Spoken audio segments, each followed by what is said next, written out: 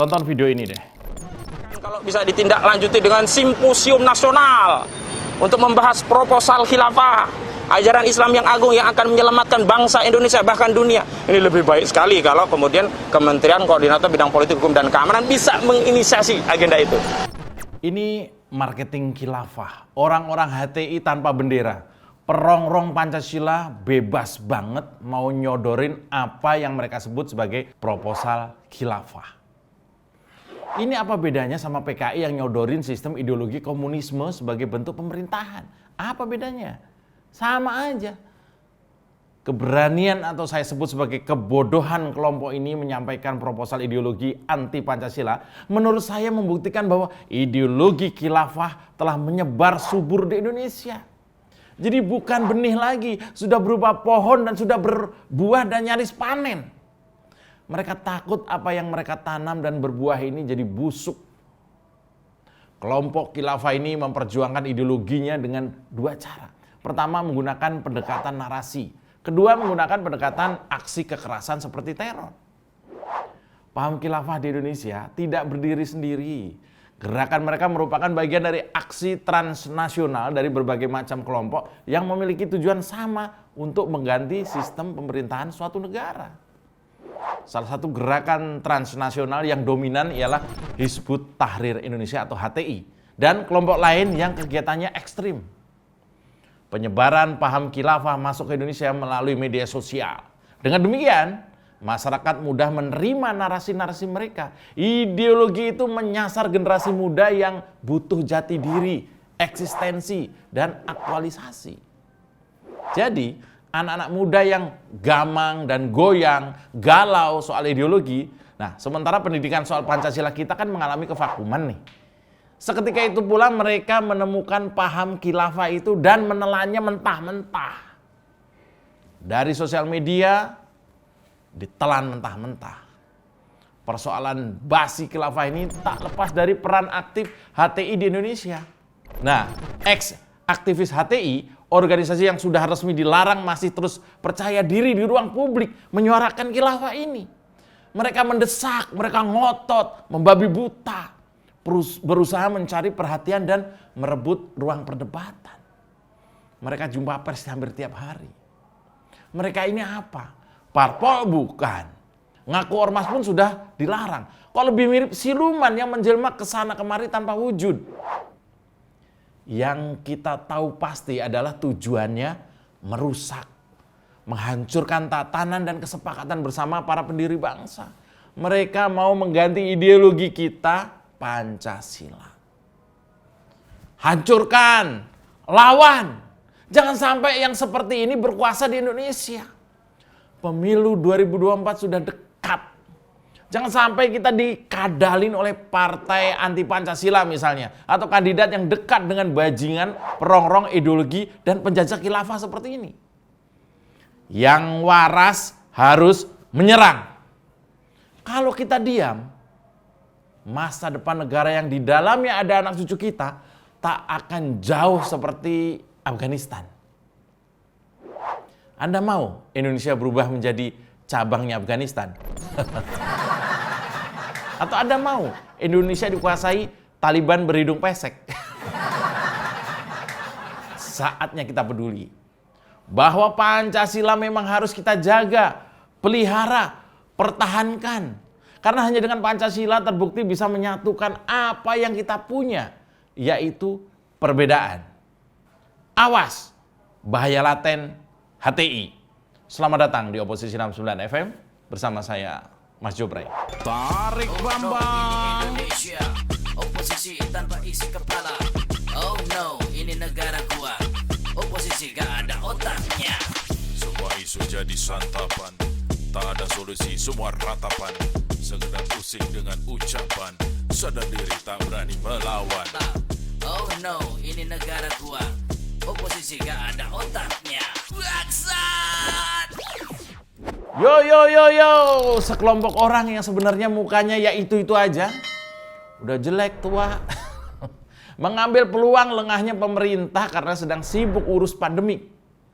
Setelah organisasinya diberangus dan dinyatakan sebagai ormas terlarang, lantas para pentolannya sibuk menghimpun kekuatan.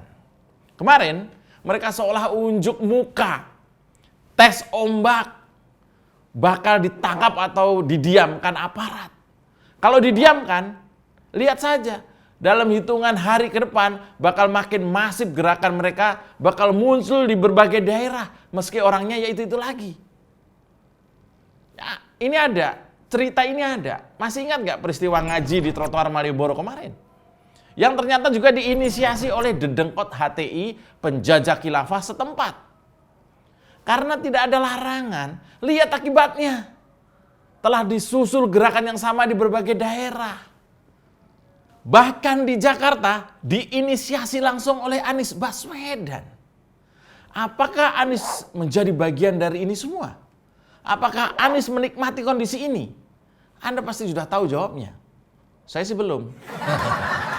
Pergerakan kelompok yang ingin menjadikan negeri ini menjadi negara Islam atau khilafah semakin masif, bukan hanya HTI tapi juga NII. Mereka ini satu frekuensi. Akibat pemerintah sejak lama tidak tegas kepada kelompok-kelompok anti Pancasila seperti ini. Ya, sekarang mereka makin subur. Pergerakan NII juga semakin jelas dengan tertangkapnya beberapa anggota di berbagai daerah. Semakin jelas, semakin nyata. Mereka sama saja menawarkan proposal ideologi usang untuk mengganti Pancasila. Dan lucunya, mereka minta untuk tidak dibilang subversif atau radikalis. Menurut saya sih, ini lebih parah. Mereka meracuni anak bangsa dengan paham yang pada ujungnya adalah menghancurkan tatanan Indonesia yang telah disepakati sejak tahun 1945. Jangan tertipu dengan proposal yang mereka tawarkan. Isinya hanya tipuan. Oh, lupa saya. Tarik Bambang. Mau kemana kawan tanpa arah tujuan, cari masalah rawan, urus saja masalah agak emosional. Apa yang mereka sebut sebagai proposal khilafah itu tak lebih dari semacam ekonomi ekstraktif tambang. Bicara 6 jenis kekayaan alam. Bandit-bandit ideologi ini pikirannya ternyata ya cuma duniawi aja. Sudahlah. Jangan mau dibohongin oleh ideologi nggak jelas ini. Dan menurut saya, fakta sudah sangat jelas. Mereka menggunakan kemasan agama untuk tujuan politik.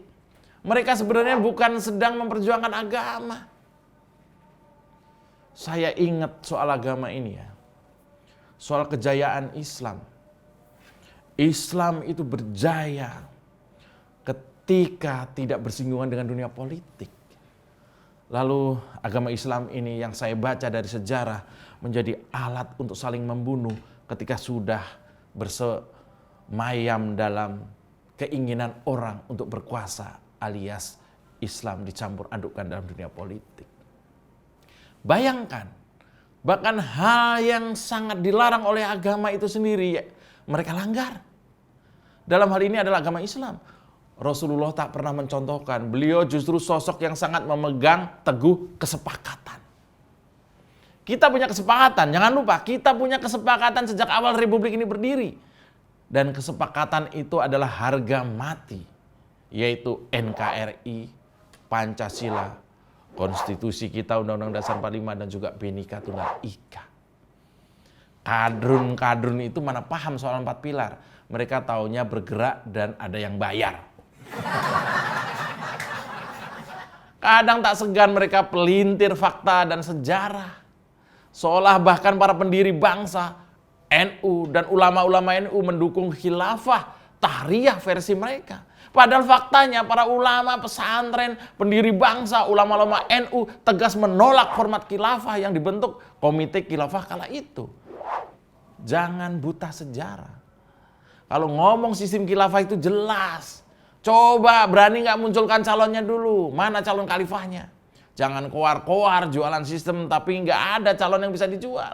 Mau bikin di Indonesia, calonnya siapa?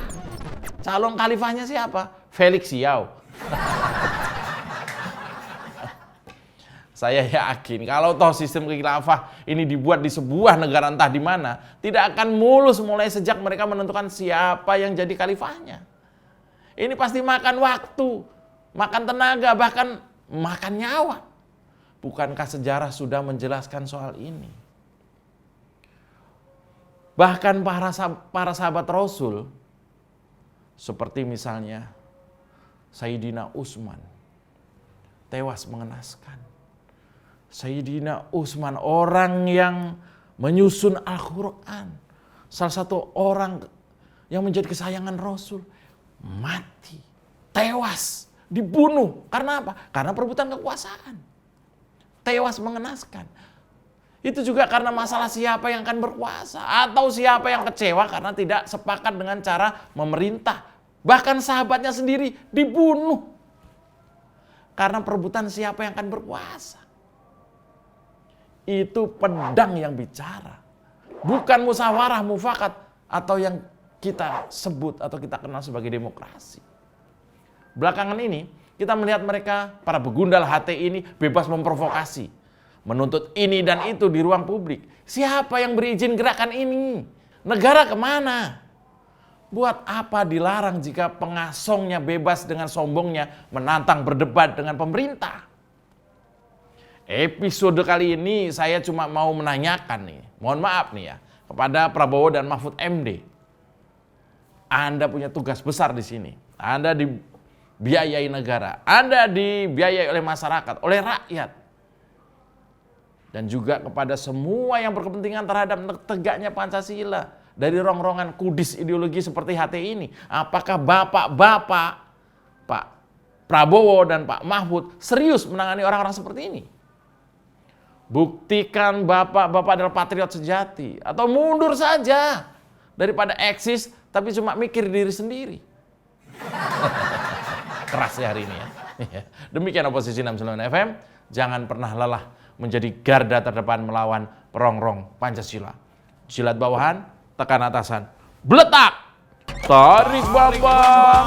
Indonesia, oposisi tanpa isi kepala. Oh no, ini negara gua. Oposisi gak ada otaknya. Semua isu jadi santapan, tak ada solusi, semua ratapan. Sekedar pusing dengan ucapan, sadar diri tak berani melawan. Oh no, ini negara gua. Oposisi gak ada otaknya. Bangsat! Mau kemana kawan tanpa arah tujuan, cari masalah rawan, urus saja masa depan. Halo.